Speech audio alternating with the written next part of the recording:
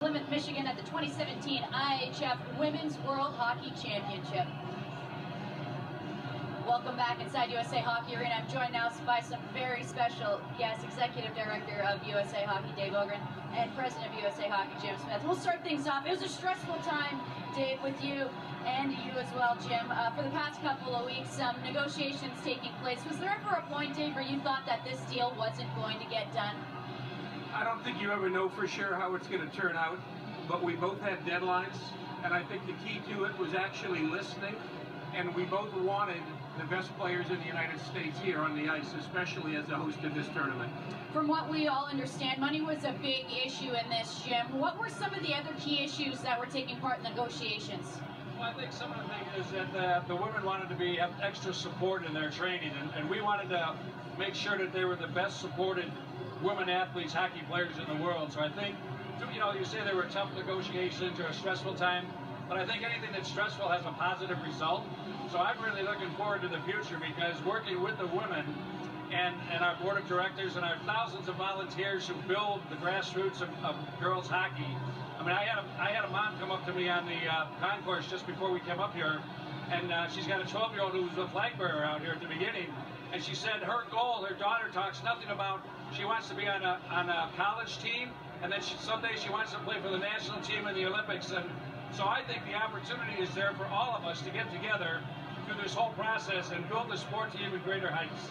Definitely it is going to, but from an outsider looking at when all of this was taking place, public opinion wasn't necessarily on your side. When did you guys realize just how serious all of this was? Well, I think when you get to the point of a boycott, you know right away it's very, very serious. And we also had, as I said, the deadline of this event taking place. We didn't want to disappoint these fans. We didn't want to disappoint the people watching on television. And we've been talking for over a year, so we knew what the issues were. But I think this put the accelerator down, and we both got to a point where there was compromise that took place. And we're very happy that we've got resolution, that we've got stability for at least 4 years, and now we can focus on going forward. Did you ever wish that the negotiations never went public? Were there any regret there? You know, we live in a day and age where everything's public, so I'm okay with that, because I think it's good for people to know, what the women were asking for and what our position was. At the end of the day, we came together, we both compromised. I think everybody's going to be stronger in the process, and I'm really, as part of the leadership of this organization, excited about the future, not just on the girls' side, but for all the different groups, because I think, as you can see by our history, we continue to grow, and I just think the future looks so bright. I'm excited. I know we got a packed house here tonight, 3 great games today. This is another great game. I wish I could be to see every single game, but you just can't. But it's great. I guess off of that, what does this deal do for not only USA Hockey, but hockey around the world?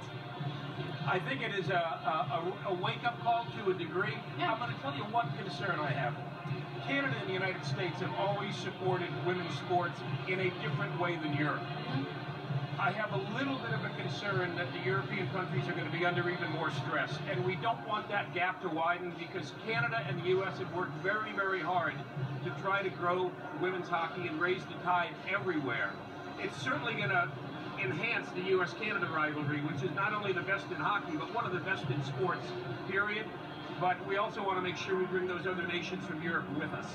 Well, thank you guys very much again for taking the time and joining me on stage just to settle everything, clear the score. It's been an amazing job what you guys have done, and we appreciate what you've done for the sport of hockey. All right, up next for Team Canada will be Team Finland at the IHF Women's World Championship.